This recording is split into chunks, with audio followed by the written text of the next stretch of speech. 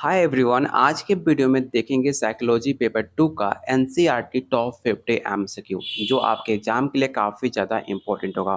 तो चलिए शुरू करते हैं आज का पहला क्वेश्चन। लेकिन उससे पहले अगर आप बीपीएससी स्टेट या झारखंड लेडीज सुपरवाइजर की तैयारी कर रहे हो तो आपके सिलेबस के अकॉर्डिंग जो आपका यूनिट है, जो भी उसमें इंपॉर्टेंट टॉपिक्स है, उससे हमने 2000 से ज़्यादा आप लोग के लिए एमसीक्यू रेडी किया हुआ है। साथ में मोस्ट इंपॉर्टेंट क्लास 11-12 का एनसीईआरटी चैप्टर वाइज एमसीक्यू और आपको जो टॉपिक वाइज एमसीक्यू है, जो ऐसे टॉपिक जो पिछले बार ज़्यादा क्वेश्चन पूछे गए थे जिस टॉपिक से, उस टॉपिक से आपको एमसीक्यू दिया जाएगा। तो लेने के लिए आप मुझे इस नंबर पे व्हाट्सअप कर सकते हो, जो सिर्फ आपको 300 में मिलेगा। साथ में आपको प्रॉपर गाइड भी किया जाएगा कैसे आप शॉर्ट टर्म में पेपर क्वालिफाई कर सकते हो।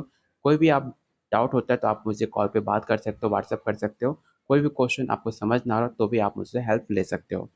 तो चलिए शुरू करते हैं आज का पहला क्वेश्चन। पहला क्वेश्चन है, मनुष्य की संरचना में किसका मुख्य कार्य होता है? मैंने नंबरिंग देना भूल गया हूँ क्वेश्चन में। तो टोटल 50 क्वेश्चन है, तो आप नंबरिंग पे ध्यान मत देना, आप क्वेश्चन का आंसर बताना कि मनुष्य के मस्तिष्क की संरचना में किसका मुख्य कार्य होता है।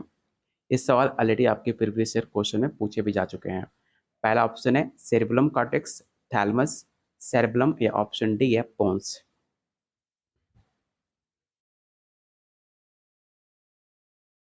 तो क्वेश्चन 1 का जो राइट आंसर होगा ऑप्शन ए हो जाएगा, सेरेब्रल कॉर्टेक्स। सेकंड क्वेश्चन है, भाषा और सोच के बीच क्या संबंध होता है? इसको लेकर काफ़ी ज़्यादा विवाद भी रहता है कि किसने पहले भाषा आया कि सोच होता है। याद रखिएगा, भाषा और सोच के बीच दोनों में जो संबंध होता है वो होता है आपका प्रेसिडेंट संबंध। ऑप्शन इसका बी राइट आंसर होगा। व्यक्तित्व के विकास में किसका सबसे अधिक योगदान माना जाता है? पहला ऑप्शन है आनुवंशिकता, पर्यावरण, शैक्षणिक अनुभव, या ऑप्शन डी है सामाजिक परिवेश। तो क्वेश्चन थर्ड का जो राइट आंसर होगा ऑप्शन ए आनुवंशिकता। क्वेश्चन नंबर 4 है, अंतःस्फूर्तिजरण किस प्रकार की प्रक्रिया है? एक्सटर्नल मोटिवेशन, इंटरनल, अचेतन, या ऑप्शन डी है सामाजिक। तो क्वेश्चन 4 का जो राइट आंसर होगा ऑप्शन ए हो जाएगा एक्सटर्नल मोटिवेशन। क्वेश्चन नंबर 5 है, सीखने के सिद्धांत के अनुसार पुनर्बलन किससे कहा जाता है? ये सवाल ऑलरेडी हमने पहले के प्रैक्टिस सेट में आपको कराया हुआ है। अगर आपने पहले का वीडियो देखा है तो आप आसानी से इसका आंसर बता सकते हो। तो इसका राइट आंसर होगा ऑप्शन डी, व्यवहार का स्थिरीकरण। Option D. क्वेश्चन नंबर 6, संज्ञानात्मक विकास में कौन सा चरण पहला होता है? आपको पता होगा जीन पियाजे ने 4 स्टेज बताए थे। पहला था सेंसरी, दूसरा था प्री ऑपरेशनल, थर्ड है आपका कंक्रीट, और चौथा है आपका फॉर्मल, जिसका हिंदी यहाँ पर नाम मेंशन किया गया है। तो आपको बताना है कि कौन सा पहला चरण था। जैसे कि जस्ट मैंने आपको बताया सेंसरी मोटर, जिसको हिंदी में स्वेदी मोटर चरण के नाम से जानते हो, जिसका उम्र होता है 0 से 2 वर्ष।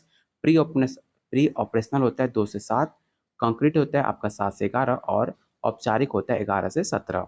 तो आप इसे भी याद रख सकते हो। तो ऑप्शन बी इसका राइट आंसर होगा। क्वेश्चन नंबर 7, औधनात्मक प्रसंस्करण का कौन सा प्रकार डाटा आधारित होता है? पहला ऑप्शन है शीर्ष नीचे, नीचे ऊपर, मिश्रित, या ऑप्शन डी है समेकित। तो क्वेश्चन 7 का जो राइट आंसर होगा ऑप्शन बी हो जाएगा। भावनात्मक बुद्धिमत्ता में क्या शामिल नहीं है? एक और बेहतरीन क्वेश्चन है, इसमें आप ऑप्शन को अच्छे से रीड करना, आप इसमें गलती कर सकते हो। तो क्वेश्चन 7 का जो राइट आंसर होगा ऑप्शन सी होगा, मात्रात्मक विश्लेषण। अगला क्वेश्चन है, समूह का कौन सा प्रकार एक ही उद्देश्य की ओर होता है? पहला ऑप्शन है सामाजिक समूह, कार्य समूह, प्राथमिक समूह, या ऑप्शन डी है सांस्कृतिक समूह। तो क्वेश्चन 8 का जो राइट आंसर होगा ऑप्शन बी कार्य समूह। मानव व्यवहार के अध्ययन में समाजशास्त्रीय दृष्टिकोण किस पर जोर देता है? इस क्वेश्चन को आप विवेक क्वेश्चन टेक आउट करना, और आपको बताना है कि क्वेश्चन 9 का राइट आंसर क्या होगा। पहला ऑप्शन है व्यक्तिगत मानसिक प्रक्रियाएं, सामाजिक संरचनाएं, जैविक प्रक्रियाएं, या ऑप्शन डी है स्वायत्त विकास। तो इसका राइट आंसर होगा ऑप्शन बी। बाल विकास में कौन सा काल एक ही आयाम पर ध्यान केंद्रित करने की प्रवृत्ति को दर्शाता है? ये सवाल ऑलरेडी आपके प्रीवियस ईयर क्वेश्चन में पूछा जा चुका है। पहला ऑप्शन है pre operational, sensory motor, concrete operational या ऑप्शन डी है फॉर्मल ऑपरेशन। तो इसका राइट आंसर होगा ऑप्शन ए प्री ऑपरेशनल। स्मृति का किस प्रकार में घटनाओं और अनुभवों की पुनः प्राप्ति होती है? पहला ऑप्शन है प्रतीकात्मक स्मृति, ऑप्शन बी है प्रत्यक्ष स्मृति या ऑप्शन सी है ज्ञानात्मक स्मृति या ऑप्शन डी प्रक्रियात्मक स्मृति। तो याद रखिएगा, इसका राइट आंसर ऑप्शन आपका बी हो जाएगा। प्रेरणा का कौन सा सिद्धांत, जिसे विकल्प सिद्धांत कहा जाता है, किसके द्वारा प्रस्तुत किया गया, आपको ये बताना है। मैकडॉल, अब्राहम मास्लो, ह्यूम या ऑप्शन डी है लिविंगस्टन। तो याद रखिएगा, विकल्प सिद्धांत और नीड ऑफ थ्योरी दोनों सिद्धांत आपके अब्राहम मास्लो के द्वारा दी गई है। इसे आप जरूर याद रखना, आपके एग्जाम में सवाल पूछा जा सकता है। मानव विकास के 4 चरणों में कौन सा औद्योगिक होता है? पहला ऑप्शन है प्रारंभिक यौन, बाल्यावस्था, वयस्कता या ऑप्शन डी है पौरावस्था। तो इसका राइट आंसर होगा ऑप्शन ए प्रारंभिक यौन। किस प्रकार का अनुकूलन सीखने में अस्थायी परिवर्तन लाता है? पहला ऑप्शन है प्रतिक्रियात्मक अनुकूलन, सक्रिय अनुकूलन, संज्ञानात्मक या ऑप्शन डी है भावनात्मक अनुकूलन। तो इसका राइट आंसर होगा ऑप्शन सी संज्ञानात्मक अनुकूलन। फ्राइड के अनुसार व्यक्तित्व के 3 प्रमुख घटक कौन से हैं? काफ़ी आसान क्वेश्चन है, लेकिन फिर भी अगर आपको दिक्कत होता है, आपको नाम याद नहीं है, तो आप इस क्वेश्चन को विवेक क्वेश्चन टेकआउट जरूर कर लेना। आपके एग्जाम में सवाल देखने को मिल सकता है। और मैंने कई बार आपको वीडियो में बताया भी है कि फ्राइड के व्यक्तित्व के 3 प्रमुख घटक है। पहला है आपका ईगो, दूसरा आपका पहला आपका ईद, दूसरा ईगो और थर्ड आपका सुपर ईगो, जिसे चेतन, अचेतन और अग्रचेतन के नाम से जानते हैं। तो ऑप्शन इसका बी राइट आंसर होगा। उदासी और निराशा की अत्यधिक स्थिति को क्या कहते हैं? तो काफ़ी आसान क्वेश्चन है। जब भी आप उदास होते हो, निराश होते हो, उसे कहा जाता है अवसाद। ऑप्शन इसका बी राइट आंसर होगा। अवबोधन के कौन से सिद्धांत में संस्थापनात्मक परिप्रेक्ष्य शामिल होता है? आपके पास 4 ऑप्शन है, चारों ऑप्शन को आप रेड कीजिए और बताइए इसका राइट आंसर क्या होगा।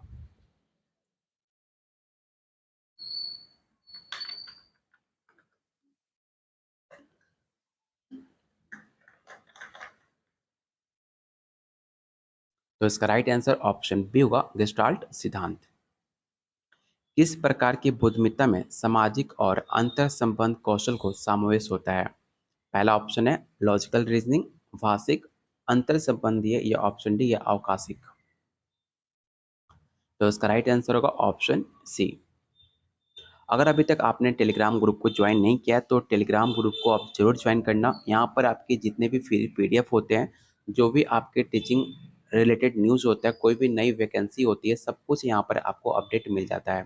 तो इसलिए आप टेलीग्राम ग्रुप को जरूर ज्वाइन कीजिएगा, जिसका लिंक डिस्क्रिप्शन बॉक्स और कमेंट बॉक्स में मैंने पिन कर रखा हुआ है। अगला क्वेश्चन है व्यवहार का विकासात्मक सिद्धांत में महत्वपूर्ण अवधि को क्या अर्थ होता है? पहला ऑप्शन है अनुकूलन, समय सीमा, सतर्कता या ऑप्शन डी है संवेदनशीलता। तो इसका राइट आंसर होगा ऑप्शन डी। परिपक्वता के सिद्धांत के अनुसार व्यवहार के विकास में कौन सी अवस्था प्राथमिक होती है? काफ़ी मोस्ट इंपॉर्टेंट क्वेश्चन है, याद रखिएगा। जो आपका परिपक्वता होता है, वो आपके व्यवहार का प्रथम अवस्था माना जाता है, जो कि राइट आंसर होगा ऑप्शन ए। जीन पियाजे के संज्ञानात्मक विकास के सिद्धांत के अनुसार एसिमुलेशन का अर्थ क्या होता है? अगर आपने एनसीईआरटी वीडियो मेरा देखा होगा क्लास 11-12 का, तो उसमें मैंने हर चैप्टर को काफ़ी डिटेल में बताया हुआ है, और इस क्वेश्चन को भी मैंने उसमें एसिमुलेशन, एकोमोडेशन सबको काफ़ी डिटेल में बताया हुआ है। अगर आपने एनसीईआरटी का वीडियो नहीं देखा है, तो आप जाकर प्ले लिस्ट में चेकआउट कर सकते हो, उसमें आपको सारे वीडियो मिल जाएंगे। तो याद रखिएगा, एसिमुलेशन का मतलब होता है नई जानकारी को सम्मिलित करना। Option A. व्यक्तित्व का कौन सा सिद्धांत आत्मसमर्पण पर जोर देता है? पहला ऑप्शन है मनोविश्लेषण, मानवतावादी, व्यवहारिक या ऑप्शन डी है संज्ञानात्मक। तो इसका राइट आंसर होगा ऑप्शन बी। ये सारे क्वेश्चन काफ़ी इंपॉर्टेंट है, इसलिए हर इस वीडियो को, अगर आपके पास इसका नोट्स नहीं है, तो वीडियो को कम से कम आप 2 बार देखना। अगर आपने नोट्स लिया हुआ है, तो जब तक आपके एग्जाम नहीं हो जाते, तब तक जो भी आपके यूट्यूब पे टॉपिक वीडियो आएँगे या कोई भी मोस्ट इम्पोर्टेंट आपको वीडियो आएँगे, उस सब का पीडीएफ आपको शेयर किया जाएगा। तो आप अगर आपने नोट्स लिया है तो आप मुझे व्हाट्सएप करके इस प्रैक्टिस सेट को ले सकते हो और आप इसे अच्छे से तैयारी करना क्योंकि सारे क्वेश्चन काफ़ी इम्पोर्टेंट है आपके एग्ज़ाम के लिए। क्वेश्चन है स्मृति के किस प्रकार में कार्यप्रणाली और कौशलों का संग्रह होता है? पहला ऑप्शन है प्रक्रियात्मक स्मृति, प्रत्यक्ष, प्रतीकात्मक या ऑप्शन डी है ज्ञानात्मक। तो इसका राइट आंसर होगा ऑप्शन ए। मनुष्यों के व्यवहार में विविधता के मुख्य कारणों में क्या शामिल नहीं है? ध्यान से पूछ देखना, आपसे नहीं पूछा गया है। जब भी आपसे क्वेश्चन में ना पूछे, आप उसे अंडरलाइन जरूर कर लेना, आपका ध्यान उस पे बना रहेगा। पहला ऑप्शन है आनुवंशिक अंतर, पर्यावरणीय अंतर, संज्ञानात्मक या ऑप्शन डी है भौगोलिक अंतर। तो इसका राइट आंसर होगा ऑप्शन डी भौगोलिक अंतर।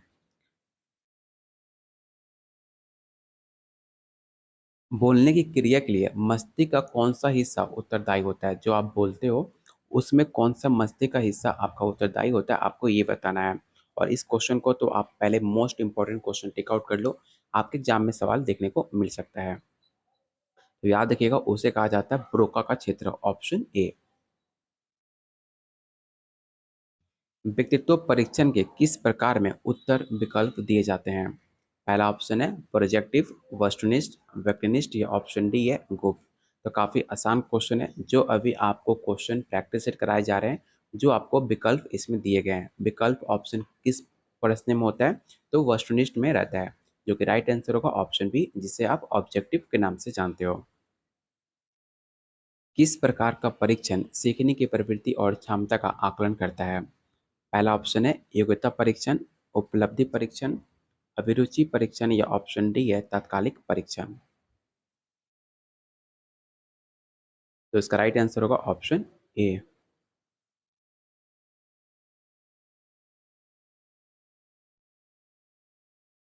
अगला क्वेश्चन है शारीरिक परिवर्तन और विकास के अध्ययन में हार्मोन का क्या कार्य होता है? ये भी सवाल काफी इंपॉर्टेंट है।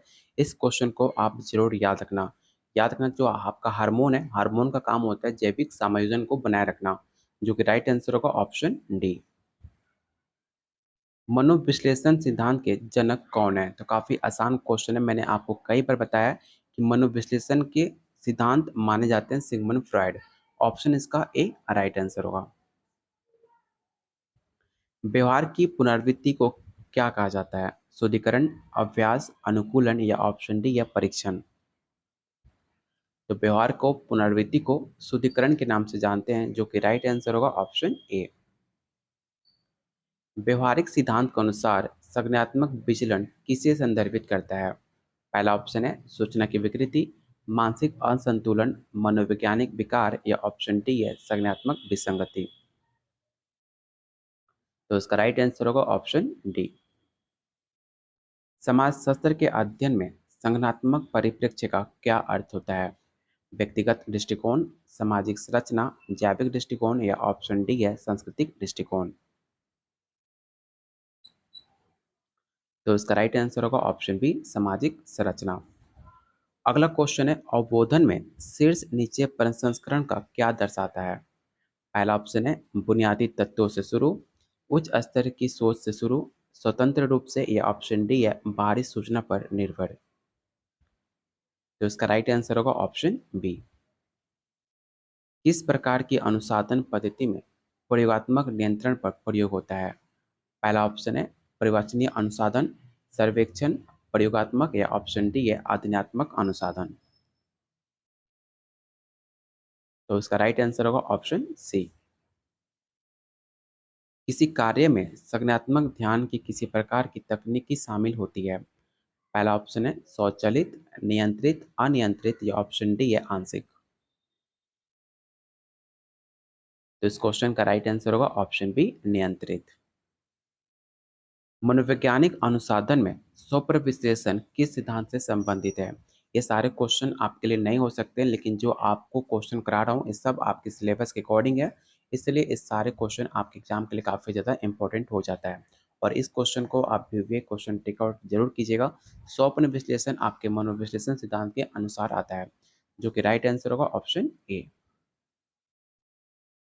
अगला क्वेश्चन है, शिक्षा मनोविज्ञान में पुनः बलन सिद्धांत किसने विकसित किया है? तो काफ़ी आसान क्वेश्चन है। मैंने कई बार आपको रिफोर्समेंट थ्योरी के बारे में ज़िक्र भी किया है, जो कि बीएफ स्किनर के द्वारा एक दी गई सिद्धांत है। इसे ऑपरेंट कंडीशनिंग के नाम से भी जानते हैं। इसे आप ज़रूर याद रखना। जीन पियाजे ने कॉग्निटिव थ्योरी का सिद्धांत दिया है और एल्बर्ट बंडूरा ने सामाजिक अधिगम का सिद्धांत दिया है। इस सारे फैक्ट्स आप याद रख सकते हो, आपके एग्जाम के लिए काफ़ी ज़्यादा इंपॉर्टेंट होगा। अगला क्वेश्चन है, मानव व्यवहार के अध्ययन में मूल्यांकन का क्या उद्देश्य होता है? तो याद रखिएगा, मानव व्यवहार के अध्ययन में मूल्यांकन का उद्देश्य होता है परिणाम का निष्कर्षण, मतलब जो आपका रिजल्ट है उस पे आपका अध्ययन करना। ऑप्शन इसका सी राइट आंसर होगा। मनोविज्ञान में व्यवहार के सिद्धांत का मुख्य सिद्धांत क्या है? पहला ऑप्शन है व्यवहार का अध्ययन, संज्ञानात्मक प्रक्रियाएं, जैविक नियंत्रण, या ऑप्शन डी है सामाजिक समायोजन। तो इसका राइट आंसर होगा ऑप्शन ए व्यवहार का अध्ययन। संज्ञानात्मक विकास के कौन से चरण में बालक संज्ञानात्मक अवधारणाओं को विकास करता है? पहला ऑप्शन है pre operational, concrete, formal operation, या ऑप्शन डी है सेंसरी मोटर। तो जस्ट मैंने आपको स्टार्टिंग क्वेश्चन में मैंने आपको बताए थे कंक्रीट ऑपरेशनल के बारे में, जिसका उम्र होता है 7 से 11 के बीच, जो ऐसा चरण होता है जिसमें बालक कोई भी चीज़ को संग्रहण करने लगता है, जो कि राइट आंसर होगा ऑप्शन बी जीन पियाजे के द्वारा दी गई 4 स्टेज के अंदर एक एक स्टेज है जिससे हम कंक्रीट ऑपरेशनल के नाम से जानते हैं। अगला क्वेश्चन है, किस प्रकार का अध्ययन पद्धति में मामला विश्लेषण प्रमुख होता है? आपके पास 4 ऑप्शन है, चारों ऑप्शन को आप रेड कीजिए और बताइए इसका राइट आंसर क्या होगा। तो इसका राइट आंसर होगा ऑप्शन सी डायग्नोस्टिक अध्ययन, ऑप्शन सी। मानव संज्ञानात्मक प्रक्रिया में ध्यान का क्या महत्व है? काफी इंपॉर्टेंट क्वेश्चन है और आपको पता भी होगा। ध्यान का मतलब होता है सूचनाओं को संग्रहण करना, जो आप देखते हो सूचनाओं का आयोजन। सॉरी, इसका राइट आंसर ऑप्शन बी होगा सूचनाओं का आयोजन, ऑप्शन बी। भावनात्मक विकास के अध्ययन में भावनात्मक बुद्धिमत्ता का क्या महत्व है? आपके पास 4 ऑप्शन है, चारों ऑप्शन को आप रेड कीजिए और बताइए इन चारों का ऑप्शन में से कौन सा आपका राइट आंसर होगा। तो इसका राइट आंसर होगा ऑप्शन सी व्यक्तिगत और सामाजिक भावनाओं में संतुलन, ऑप्शन सी। व्यक्तित्व विकास में स्वस्थ व्यक्तित्व का मुख्य घटक क्या है? पहला ऑप्शन है आत्मसम्मान, आत्मज्ञान, ऑप्शन सी है आत्मसमर्पण, या ऑप्शन डी है आत्म नियंत्रण। तो याद रखिएगा, स्वस्थ व्यक्तित्व के लिए सबसे मुख्य इंपॉर्टेंट होता है उसका आत्मसम्मान, जो कि राइट आंसर होगा ऑप्शन ए आत्मसम्मान। मनोवैज्ञानिक विकारों के अध्ययन में द्विध्रुवीय विकार का क्या अर्थ होता है? मैंने ऑलरेडी आपको बाइपोलर के बारे में काफ़ी डिटेल में वीडियो कराया हुआ है, आप जाकर वीडियो के प्लेलिस्ट में चेकआउट कर सकते हो एनसीईआरटी के सीरीज में। अगर आप एनसीईआरटी कंप्लीट कर लेते हो, जो भी आपको टॉपिक यूट्यूब पे कराए जाएंगे, कोई भी टॉपिक आपको एनसीईआरटी में सारे टॉपिक से ऑलरेडी मैंने कराया, क्योंकि एनसीईआरटी आपका बेस है आपके एग्जाम का। एनसीईआरटी बिना अगर आपने कंप्लीट नहीं किया है, जो भी आप टॉपिक पढ़ लो, कोई भी आप मिक्स क्वेश्चन देख लो, तो आपको समझ बेटर नहीं आएगा। अगर एनसीईआरटी देखा है तो आप सब सब कुछ आपके एनसीईआरटी 11-12 में सारे टॉपिक मेंशन किए गए हैं। इसलिए एनसीईआरटी में बार-बार कहता हूँ कि आप एनसीईआरटी ज़रूर कंप्लीट करके जाना, आपके एग्जाम के लिए काफ़ी ज़्यादा बेनिफिशियल होगा। तो इस क्वेश्चन का राइट आंसर होगा ऑप्शन ए अत्यधिक ऊर्जा और उदासी की दौड़। संज्ञानात्मक प्रक्रियाओं के अध्ययन में अवबोधन की भिन्नता का क्या महत्व है? पहला ऑप्शन है संज्ञानात्मक दक्षता, संज्ञानात्मक व्याख्या, संज्ञानात्मक अनुकूलन, या ऑप्शन डी है संज्ञानात्मक अस्तित्व। इस क्वेश्चन को आंसर बताने से पहले अगर अभी तक आपने वीडियो को लाइक नहीं किया तो प्लीज़ वीडियो को लाइक और शेयर जरूर करना। अगर आपको मेरे वीडियो से 1% भी अगर आपको हेल्प होती है तो वीडियो को लाइक और शेयर जरूर कीजिएगा, क्योंकि आपका एक लाइक हमें काफ़ी मोटिवेट करेगा आप लोग के लिए डेली और बेहतरीन क्वेश्चन लाने के लिए, जो आपके एग्जाम में काफ़ी ज़्यादा हेल्प मिल सके। तो वीडियो को प्लीज़ लाइक और शेयर आप जरूर करना। इस क्वेश्चन का जो राइट आंसर होगा ऑप्शन बी हो जाएगा संज्ञानात्मक व्याख्या। किस प्रकार की अनुसाधन पद्धति में प्रायोगिक नियंत्रण की आवश्यकता होती है? आपके पास 4 ऑप्शन है, चारों ऑप्शन को आप रेट कीजिए और बताइए इन 4 ऑप्शन में से कौन सा राइट आंसर होगा। तो इसका राइट आंसर होगा ऑप्शन सी प्रायोगिक अनुसाधन। अगला क्वेश्चन है, मनोवैज्ञानिक अनुसाधन में स्वप्न विश्लेषण किस सिद्धांत से संबंधित है? तो जस्ट मैंने आपको बताया था मनोविश्लेषण से। क्वेश्चन नंबर 50 आपको बताना है कि औदनात्मक प्रसंस्करण का कौन सा प्रकार डेटा आधारित होता है? ये भी सवाल मैंने जस्ट स्टार्टिंग में आपको कराया भी था और मैंने जस्ट आपको बताया था नीचे से ऊपर तक। तो ये रहा आज का टॉप 50 क्वेश्चन जो कि आपको प्रॉपर एनसीईआरटी बेस्ड है, जो ऐसे क्वेश्चन आपके एग्जाम में देखने को मिल सकता है। उम्मीद करता हूँ वीडियो आपको पसंद आई होगी, तो प्लीज़ वीडियो को लाइक और शेयर जरूर करना। अगर आपके सिलेबस के अकॉर्डिंग आपको नोट्स चाहिए तो आप मुझे इस नंबर पे व्हाट्सअप कर सकते हो, जो सिर्फ आपको 300 के अंदर आपको सिलेबस के अकॉर्डिंग आपको यूनिट वाइज 2000 से ज़्यादा एमसीक्यू, साथ में आपको प्रैक्टिस सेट और टॉपिक वाइज और एनसीईआरटी बहुत सारे कंटेंट दिए जा रहे हैं जो आपके एग्जाम के लिए काफ़ी ज़्यादा इंपॉर्टेंट हो। साथ में आप शॉर्ट टर्म में किस टॉपिक पे ज़्यादा ध्यान देना है, कैसे आप तैयारी कर सकते हो, ये सब कुछ आपको गाइड किया जाएगा। तो लेने के लिए आप मुझे इस नंबर पे व्हाट्सअप कर सकते हैं, जो डेली बहुत सारे बच्चे ले रहे हैं। आप भी ले सकते हो अगर आप फ्यूचर को लेकर सीरियस हो तो।